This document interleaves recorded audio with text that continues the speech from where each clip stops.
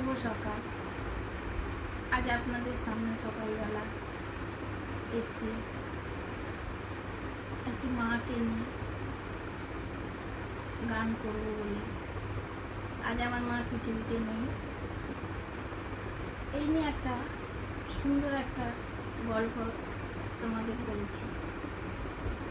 আমার মা যখন ছিলেন, স্যার বাড়িতে আসতেন, গান শেখাতেন। তখনকার দিনে তো মা ঠাকুমারা বাইরে বেরোতেন না, মাথায় ঘোমটা দিয়ে থাকতেন।